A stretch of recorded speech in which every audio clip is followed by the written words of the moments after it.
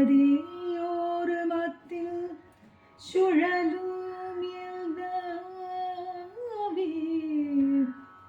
தேளர் விலதோர் கதியோர் வேளோ கருது கண்டாய்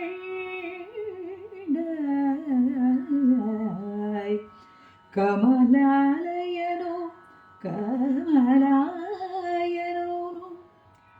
மதியூர் மகிழனும் மாலோ வணங்கி எல்ரோ தூதியூர்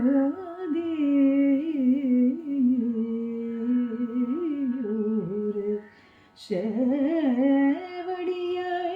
சிந்தூரான சுந்தரியே சுந்தரியே.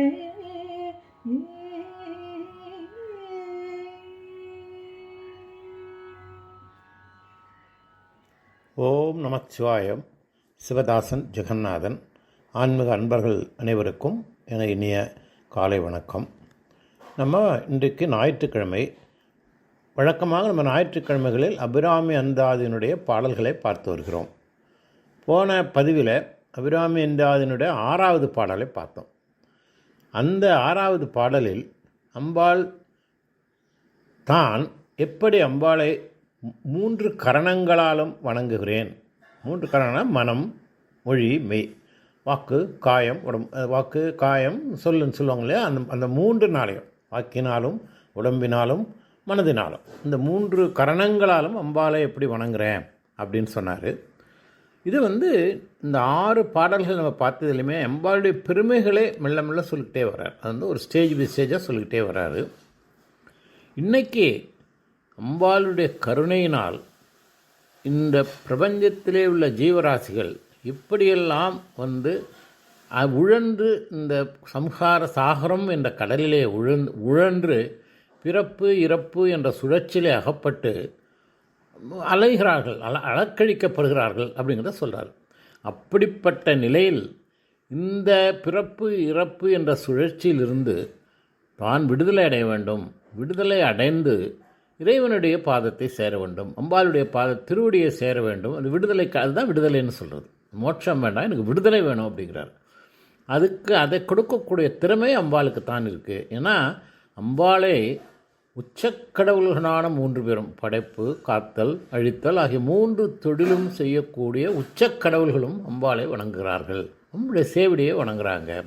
அதனால் அப்பயும் ஒவ்வொரு தடவையும் அம்பாளை எல்லா பாடலும் அம்பாளுடைய அழகை, பேரழகை வர்ணிக்கிறார். சுந்தரியேம்பார், திரிபுர சுந்தரியேம்பார். அந்த அம்பாளுடைய அழகை பாதத்திலிருந்து உச்சி வரையில் அந்த அழகை வர்ணிக்கிற ஒரு பாங்கு எல்லா பாடல்களும் நமக்கு தெரியும். அதே மாதிரி அம்பாளுடைய பேரழகை வர்ணித்து இந்த பிரபஞ்சத்திலே பிறந்து இந்த சம்சார சாகரத்திலே உழல்கின்ற இந்த ஜீவாத்மாக்களை அதிலிருந்து வெளியேற்றி அந்த பந்தத்திலிருந்து, பிறப்பு இறப்பு என்ற சுழற்சியிலிருந்து அவர்களை விடுதலை செய்து இறைவனுடைய பாதத்திலே, பரமாத்மாவினுடைய பாதத்திலே ஜீவாத்மாக்களை சேர்க்க வேண்டும். அது உன்னுடைய கருணையினால் தான் முடியும் அப்படிங்கிறத அந்த பாட்டில் சொல்கிறாரு. இதை நான் இந்த பாட்டை சொல்கிறேன், அழகான பாட்டு. ததியுறும் மத்தில் சுழலும் என் ஆவி தளர்விலதோர் கதியுறு வண்ணம் கருது கண்டாய் கமலாலயனும் மதியுறு வேணி மகிழனும் மாலும் வணங்கி என்றும் துதியுறு சேவடியாய் சிந்தூரனான சுந்தரியே அப்படிங்கிறார். அதில் 2 விஷயங்கள் தான் சொல்கிறாரு. அதாவது இந்த பிரபஞ்சத்திலே, இந்த சம்சார சாகரத்திலே ஜீவராசிகள் உழந்து அலைகின்றன. அப்படிப்பட்ட அவர்களையெல்லாம் கடையேற்ற வேண்டும், அவர்களையெல்லாம் இந்த சம்சார சாகரத்திலிருந்து கடையேற்றி இறைவனுடைய பாதத்தில் சேர்க்க வேண்டும் அப்படின்னு உனக்கு ஒரு மனதில் எண்ணம் இருக்குது. ஆனால் அப்படிப்பட்ட உன்னை நீ உயர்ந்த ஒரு தாய், உயர்ந்த ஒரு பேரரசி. நீ பேரரசியாக இருக்கிறதுனால உன்னை 3 கடவுள்களும் வணங்குறாங்க. உன்னுடைய அழகான, உன்னுடைய திருவடி முதற்கொண்டு உன்னுடைய முடிவரை உள்ள அழகான உருவத்தை நான் வணங்குகிறேன் அப்படின்னு சொல்கிறார். இப்போ நம்ம பார்த்திங்கன்னா பெண்கள் வந்து தயிர் கடைவாங்க. நம்மெல்லாம் பார்த்துருக்கலாம். இப்போல்லாம் தயிர் கடையிறதில்ல, மிக்சிலாம் வந்துருச்சு. அந்த காலத்தில் தயிர் கடையும் போது ஒரு மத்து வச்சு கடைவாங்க. மத்துனாக்கா ஒரு ஒரு வுட்டில் இருக்கும். அதை வந்து ஒரு ஸ்டூனில் உட்காந்துக்கிட்டு ஒரு கயரை வச்சு, நீங்கள் மத்து தெரிஞ்சிருக்கும், ஒரு பானையில் வந்து அந்த தயிரை வச்சு அந்த மத்தை வச்சு கடைவாங்க. இப்படி கடையும் போது பார்த்திங்கன்னா அது கடைவதே ஒரு அழகாக இருக்கும். அதுவும் இந்த ஆயர்குல பெண்களுக்கு முக்கியமாக அந்த தயிர் கடையிறது பெரிய வேலை. நம்ம வந்து கிருஷ்ண பகவானுடைய லீலைகளை பார்க்கும்போது ஆயர்பாடியிலே அவர் போய் இந்த தயிர் கடையிற பெண்களை எல்லாம் கலாட்டா பண்ணுவார். அவங்க தயிர் கடைஞ்சி வச்சுருக்கிற வெண்ணெயெல்லாம் தூக்கிட்டு வந்துடுவார். அதுக்கு இல்லாமல் இந்த தயிர் கடைகிற பெண்கள் எல்லாம் ரொம்ப அழகாக இருப்பாங்க அப்படின்னு சொல்லுவாங்க. ஏன்னா அவர்களுடைய அது வந்து ஒரு எக்ஸசைஸ் மாதிரி, அவங்களோட உடல் வாகெல்லாம் அழகாக இருக்கும், அழகான பெண்கள். அந்த மாதிரி இந்த அம்பாள் வந்து ஒரு தயிர் கடையிறாங்க. எப்படி கடையிறாங்கன்னு சொன்னீங்கன்னா, அந்த அழகிய பேரழகியான இந்த சுந்தரி ஜீவராசிகளை அன்ற ஒரு பாலாக தயிராக வைத்து அதில் ஒரு மத்தை வச்சு அதில் ஒரு கயிறை கட்டி வலப்பக்கமும் இழுப்பக்கமும் இழுக்கிறாங்க இல்லையா. இப்போ வந்து தயிர் கடையுமே பார்த்துக்கலாம், ஒரு 2 கையை மாற்றி மாற்றி இழுப்பாங்க. அப்போ அந்த கயிறை வலப்பக்கம் இழுக்கும்போது மத்து வலப்பக்கம் சுத்தம், இடப்பக்கம் இழுக்கும்போது இடப்பக்கம் சுத்தம், மாறி மாறி மாறி சுத்தம். இது நேரம் செஞ்சுக்கிட்டே இருப்பாங்க. ஒரு ஸ்டேஜில் அந்த தயிரிலிருந்து இந்த வெண்ணெய் திரண்டு வந்துவிடும். வெண்ணெய் திரண்டு வந்து தனியாக மோராகவும் வெண்ணெயாகவும் பிரிஞ்ச பிறகு அம்பாள் அந்த வெண்ணெயை எடுத்து விட்டு அந்த மத்தை எடுத்து அந்த பக்கம் வச்சுருவாங்க. இப்போ இந்த மத்தை வைத்து கொண்டு அம்பாள் வந்து தயிரை கடைந்து வெண்ணெயை எடுத்து மோரையும் வெண்ணெயும் பிரிக்கிறாங்க. அதே மாதிரி இந்த ஜீவாத்மாக்கள் இந்த தயிரிலே உள்ள அந்த மத்து இருக்குல்லையே, அந்த மத்து என்ன பண்ணுது, லெஃப்டில் சுற்றுது, ரைட்டில் சுற்றுது, மாறி மாறி சுற்றுது. அதே மாதிரி பிறப்பு இறப்பு அப்படிங்கிற இந்த சுழற்சியிலே வந்து இந்த மத்து சுற்றிக்கிட்டே இருக்குது. அதே மாதிரி இப்போ பிறப்பு இறப்புங்கிறதே நம்முடைய வினைப்பயனால் வருது. இது வந்து வினைப்பயனால் நமக்கு எத்தனையோ பிறவிகள் வருது இல்லையா. நம்முடைய வினைப்பயனால் எத்தனை பிறவிகள்னு யாருக்குமே தெரியாது. மாணிக்கவாசகர் அழகாக சொல்லுவார் இல்லையா, புல்லாகி பூடாகி புழுவாகி மரமாகி பல்விருகமாகி பறவையாய் பாம்பாகி கல்லாய் மனிதராய் பேயாய் கணங்களாய் வல்ல அசுரராய் முனிவராய் தேவராய் சொல்லா நின்ற இத்தாவர சங்கமத்துள் எல்லா பிறப்பும் பிறந்தல் தேன்பர். அவர் வந்து அத்தனை பிறவிகள் இருக்குது, அத்தனை பிறவிகளும் நம்ம எடுக்கிறோம். அது என்ன, நம்முடைய வினைப்பயன். இப்போ நல்லது செஞ்சால் நமக்கு பிறவி இல்லாமல் இருக்குமான்னு சொன்னால், நல்லது செஞ்சாலும் நீ அடுத்த பிறவியில் நல்லவனாக உயர்ந்தவனாக பிறப்பாய். நீ கெட்டது செஞ்சனா அடுத்த பிறவியில் தீவனாக பிறப்பாய். அதனால் எப்படி செஞ்சாலும் உனக்கு பிறப்பு என்பது உண்டு. இந்த சுழற்சியிலிருந்து வெளிப்பட வேண்டும் அப்படின்னா இது இந்த தளர்ச்சியை நீக்கி, இந்த பிறப்பு இறப்பு என்ற சுழற்சியை நீக்கி அதை செய்யக்கூடிய ஒரே ஒரு பரம்பொருள் அபிராமி அம்பாள் தான் இதை செய்ய முடியும். இதை வந்து அம்பாளுடைய கருணையினால் தான் அது நடக்கும். ஏன்னா நம்முடைய பிறப்பும் இறப்பும் திருவாசல சொல்லுவாள், அறம்பாவம் என்னும் அருங்கயிற்றால் கட்டியும்பார். அறம் பாவம் என்னும் அருங்கயிற்றால் கட்டி, நம்முடைய வாழ்க்கையே அறம்னா நல்லது, பாவம்னா கெட்டது என்னும் அரும் கயிற்றால் கட்டி சுழலுது. அது மாணிக்கவாசகர் சொல்கிறது இதில் சிவபுராணத்தில். அந்த மாதிரி நம்முடைய அறத்தாலும் நம்முடைய பாவத்தாலும் நம்முடைய வாழ்க்கை இந்த பிரபஞ்சத்திலே, இந்த சம்சார சாகரத்திலே உழன்றிருக்கு. அதனால் நம்முடைய பாவ புண்ணியங்களின் காரணமாகவே நம்ம இன்பத் துன்பங்களை அனுபவிக்கிறோம். இப்போ நல்லது செஞ்சாக்கா நல்ல கதியாக அடுத்த பிறவி இருக்கும், தீமைகள் சென்றால் அடுத்த பிறவி தீய பிறவியாக இருக்கும். இதுதான் வந்து ததியுரு மத்திர் சுழலும் என் ஆவி தளர்வு இல்லாதோர் கதியுரு வண்ணம் கருது கண்டாய். பார்த்தீங்கன்னா ததியுரு மத்தில், ததியுருனா இந்த தயிரில் உள்ள மத்து, சுழலும் என் ஆவி, அது அந்த மத்து மாதிரி இந்த பக்கமாக இந்த பக்கம் சுழண்டுக்கிட்டே இருக்கு.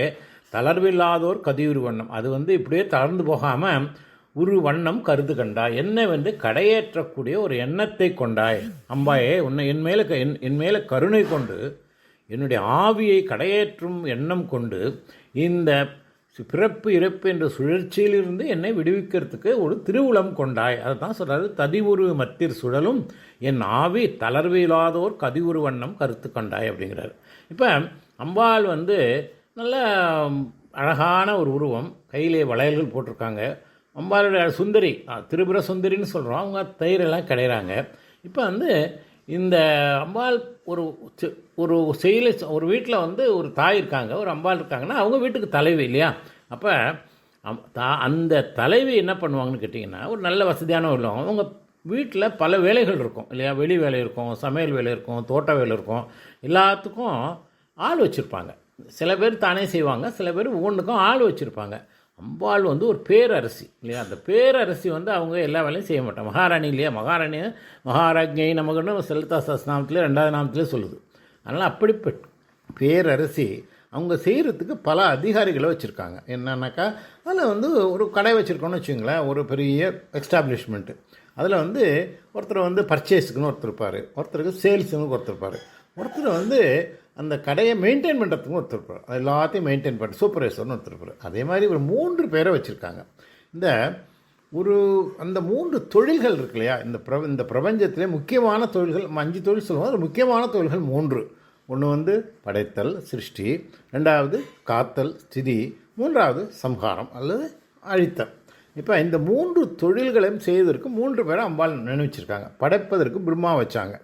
சரி, படைத்தவர்களை காப்பதற்கு திருமாலை வச்சாங்க. அப்புறம் இதையெல்லாம் படைத்து காத்து இதை வந்து இப்போ ஒரு ஒரு எஸ்டாப்ளிஷ்மெண்ட்டில் சாயந்தரம் எல்லாம் முடிஞ்சிச்சு. அக்கௌண்ட்லாம் பார்க்கணும், கேஷெல்லாம் எடுத்துகிட்டு போகணும், கடையெல்லாம் பூட்டி சேஃபாக பண்ணணும். அதுக்குன்னு ஒரு மேனேஜர் வச்சுருப்பாங்க.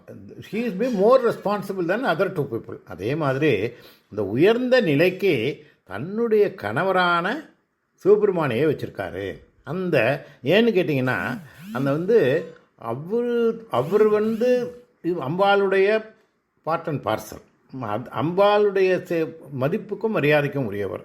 அம்பாளை அந்த 3 தொழில்களுக்கு அம்பாளே படைத்தாலும் இந்த மோஸ்ட் ரெஸ்பான்சிபிள் பொசிஷன் வந்து சிவபெருமானுக்கு கொடுத்துருக்காரு. அப்போ இப்போ இந்த 3 பேரும் அம்பாள்கிட்ட வேலை செய்கிறாங்க. அப்போ அந்த 3 பேரும் அம்பாளை வணங்குகிறார்கள். ஏன்னா அவங்ககிட்ட வேலை செய்கிறாங்க இல்லையா. நம்ம வீட்டில் ஒரு எவ்வளோதான் பெரியவங்களாக இருந்தாலும் அங்கே பணிபுரிபவர்கள் வணங்குறாங்க. அந்த வகையில் என்ன சொல்கிறாருன்னா, 3 தேவரும் வணங்கக்கூடிய திருவடியை அம்பா வச்சுருக்காங்க அப்படின்னு நினைக்கிறார் அவர். எப்படின்னா, கமலாலயனும் மதியுரு வேணி மகிழனும் மாலும் வணங்கி என்றும் துதியுரு சேவடியாய்ங்கிறார். அம்பாளுடைய சேவடியை சொல்கிறாரு. துதியுரு சேவடியாய், வணங்கப்படுகிற சேவடி. அம்பாளுடைய திருவடியை எல்லாரும் வணங்குறாங்க, மக்கள் வணங்குகிறார்கள். சொன்னால மாயா முனிவரும் தேவரும் அப்படின்னு நம்ம ஒரு பார்த்தாலே மனிதரும் மாயா முனிவரும் தேவரும் வணங்குறாங்கன்னு 2-3 பாடல் பார்த்தோம். அனைவரும் வணங்குறாங்க. அது இல்லாமல் கடவுள்களும் வணங்குறாங்க. இந்த 3 தேவர்களும் வணங்குறாங்க. யார்? கமலாலயம்னா தாமரையில் வாசிக்கக்கூடிய பிரம்மதேவனும் மதியுரு வேணி மகிழனும். உருவேணி மகிழனம்னாக்கா மதியை தலையிலே வைத்திருக்கின்ற தடைமுடிய மகிழன்னா யாருன்னா கணவன். அம்பாளுடைய மகிழன் யார்? அவருக்கு பிரியமானவர் சிவபெருமானும் மால் யார்? அவருடைய அண்ணன். அந்த 3 பேரும் வணங்கி என்றும் துதியுரு சேவடியாய். இப்போ இந்த 3 பேருமே உனக்காக உன்னுடைய கட்டளைகளுக்கு ஏற்ப பணி செய்து உன்னை வணங்குகிறாங்க அப்படின்னு. இப்போ நமக்கு ஒரு சந்தேகம் வரலாம். சரி, பிரம்மா வணங்குறாரு, சரி மகாவிஷ்ணு வணங்குறாரு, போயிட்டு போட்டோம். இவர் கணவராச்சே, சிவபெருமான் கணவராச்சே, கணவரை வந்து கணவர் வணங்குவாங்களா அப்படின்னு நம்ம சொல்லும்போது கணவரும் வணங்குவார்கள் அப்படின்னு சொல்கிறார். அதையும் சொல்கிறாரு. ஏன்னா இப்போ ஒரு கவர்மெண்ட் இருக்குன்னு வச்சுங்க, ஒரு மகாராணி இருக்காங்க. இந்த ஒரு மகாராஜா இருந்தால் அவருடைய மனைவி மகாராணி. இப்போ சிவபெருமான் மகாராஜாவாக இருக்கும்போது மகாராணியாக இருக்கிறாங்க. இப்போ இன்னொரு சுச்சுவேஷன் எடுத்துங்க. ஒரு நாட்டில் ஒரு மகாராணி இருக்காங்க. அந்த மகாராணி தான் ஆட்சி செய்யும்போது அவர்களுடைய கணவன் மகாராஜா கிடையாது. ஃபார் எக்ஸாம்பிள் நம்ம இது எடுத்துங்க, நம்முடைய பிரிட்டிஷில் பார்த்திங்கன்னா அங்கே ராணிக்கு தான் மரியாதை இல்லையா. பிரிட்டிஷில் வந்து லண்டனில் ராணிக்கு தான் மரியாதை, மகாராஜாவுக்கு கிடையாது. அதே மாதிரி அம்பாளுடைய கணவராக இருந்தாலும் அம்பாள் தான் உயர்ந்த தெய்வமாக இருக்கிறாங்க. அதனால் மகிழனும் இந்த வேணி மகிழனும் அவருடைய கணவரும் அவரை வணங்குறாங்க அப்படிங்கிறாங்க. இது ஒன்று. 2வது என்னன்னு கேட்டிங்கன்னா, இந்த அம்பாளும் சிவபெருமானும் தனித்திருக்கும்போது அவங்களுக்கு வந்து இந்த ஊடல்லாம் நடக்கும். அப்போ பல முறைகள் வந்து சிவபெருமான் அம்பாளுடைய காலை பிடிச்சி வணங்குவார். அது பல பாடல்களில் வந்திருக்கு. நம்ம ஒரு தடவை பார்த்தோம்னா, அம்பாளுடைய திருவடிகளிலே கொன்றை மலர் சந்திரனெல்லாம் வாசனை அடிக்கிறான். ஏன்னு கேட்டிங்கன்னா, அந்த கொன்றை மலர் சந்திரன்லாம் எங்கே இருக்குன்னா சிவபெருமானுடைய முடியில் இருக்கும். அம்பாளுடைய திருவடி சிவபெருமானுடைய முடியிலே ஒரு காலத்தில் இருந்துச்சு. என்ன, இந்த ஊடல் நேரத்தில் அவங்க தனித்து இருக்கும்போது இந்த ஊடல் நேரத்தில் சிவபெருமான் அம்பாளையே வணங்குவார். தலையெடுத்து திருவடி எடுத்து தலையில் வச்சுப்பார். அப்போ அந்த அம்பாளுடைய திருவடியில் சிவபெருமான் தலையிலே இருக்கிற மலர்களின் மனமும் சந்திரனின் மனமும் வீசுன்னு ஒரு பாட்டு வரும். அந்த பாட்டு வரும்னு அவங்க சொல்கிறேன். அப்போ கமலாலயனும் மதியுரு வேணி மகிழனும் மாலும் வணங்கி என்றும் துதியுரு சேவிடை. என்றும் துதின்னா வணங்குறாங்க, வணங்கி உன்னை துதிக்கிறார்கள். அப்படிப்பட்ட திருவடியை உடைய தாயே அப்படிங்கிறார். இப்போ அடிமுடியை நாடி துடிக்கும் ஆசிரியர் என்ன சொல்கிறாருன்னா, இப்போ பாதத்தை சொல்லிட்டார். ஏன்னா அம்பாளுடைய பாதத்தை எல்லாரும் கூப்பிட்டாங்க. நமக்கு அடியை பார்த்த உடனே நமக்கு அடுத்தது என்ன ஞாபகம் வரும்னா முடி தான் ஞாபகம் வரும். ஏன்னா சிவபெருமானா அடிமுடி காட்டாத அருட்பெருஞ்சோதி இல்லையா அவருடைய அடிமுடியை மகாவிஷ்ணுவுக்கும் பிரம்மாவுக்கும் காட்டாத அருட்பெருஞ்சோதி. அதனால் இப்போ அம்பாளுடைய திருவடியை பற்றி சொன்ன உடனே திடீர்னு அவருக்கு முடி ஞாபகம் வருது. அதுக்கு அடுத்தபடியாக அம்பாளை கேசாதி பாதம் வர்ணிக்கிறோம். இப்போ இந்த பாதத்தை சொன்னோடனே அந்த முடியையும் நெற்றியை வர்ணிக்கணும்னு ஒரு எண்ணம் வருது. அப்போ உடனே சொன்ன அந்த முடியை பார்க்குறாரு, அந்த நெற்றியை பார்க்குறாரு. அந்த நெற்றியை பார்த்த உடனே அங்கே ஒரு வண்ணத்திலகம் இருக்குது. அந்த வண்ணத்திலகம்னா சிவந்த வண்ணத்திலகம். அது எம்பெருமாட்டி தன் முதலில் சிந்தூர திலகத்தை வச்சுருக்காங்க. சிந்தூரம்னா சிகப்பு இல்லையா? அந்த சிந்தூர ஆனந்தத்தை சொல்கிறாரு. சிந்தூர திலகாஞ்சிதா அப்படின்னு 632வது நாமம் லலிதா சஹஸ்ரநாமத்தில் சிந்தூர திலகாஞ்சிதா அப்படின்னு நம்ம சொல்லுவோம். இவரே பலமுறை சொல்லியிருக்கல சிந்தூர வண்ணப்பெண்ணே அப்படின்னு இருப்பார் இல்லையா? அப்புறம் முதல் பாட்டிலேயே அம்பாளுடைய சிவந்த நிறத்தை பேசுவார் இல்லையா? சிந்தூர அருண விக்கிரகம் அப்படின்னு. அதே மாதிரி அந்த லலிதா சஹஸ்ரநாமத்தில் சிந்தூர அருண விக்கிரகம் தீரி நயனாம் மாணிக்க மௌலிசு தாரா நாயக சேகராம் அப்படின்னு லலிதா சஹஸ்ரநாமுடைய தியான ஸ்லோகம் சொல்லும். ஆக அனைத்திலும் அம்பாள் சிவந்த நிறமுடையவங்கள். அம்பாளுடைய நிறம் சிவந்த நிறம். அம்பாளுடைய அந்த எஸ்பெஷலி அந்த சிந்தூரம் அம்பாள் அணிஞ்சிருக்கிற திலகம் சிவந்த ஒரு சிவந்த சிந்தூரத்தை அணிஞ்சிருக்காங்க. அப்போ அம்பாளுடைய திருவடியும் சிவந்த அடின்னு சொன்னோம் இல்லையா? அந்த திருவடி தாமரை திருவடி. தாமரை செந்தாமரை இல்லையா? தாமரை எப்படி சிவந்து இருக்கிறதோ அதே மாதிரி அம்பாளுடைய திருவடி சிவந்து இருக்குது. அந்த திருவடியை அனைத்து கடவுள்களும் வணங்குறாங்க. இந்த திருவடியை பார்த்த உடனே அம்பாளுடைய நெற்றியையும் பார்க்க வேண்டிய எண்ணம் தோன்றுது. உடனே மேலே பார்க்குறாரு.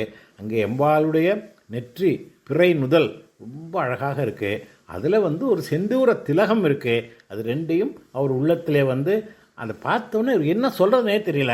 நல்லா அழகு வெள்ளமே அப்படின்னு ஒரு என்ன சொல்கிறது, ஒரு ஒரு அழகின் உச்சத்தில் இருக்கும்போது அவங்க அழகின் வெள்ளமே அப்படின்னு ஒரு வியப்பு ஏற்படுது. அதனால் சிந்தூரான சுந்தரியேங்கிறார். சிந்தூரான சுந்தரி, சிந்தூரத்தை நெற்றியிலே அணிந்த சுந்தரியே. இப்போ பல நிலைகள் நம்ம பார்த்துருக்கோம்.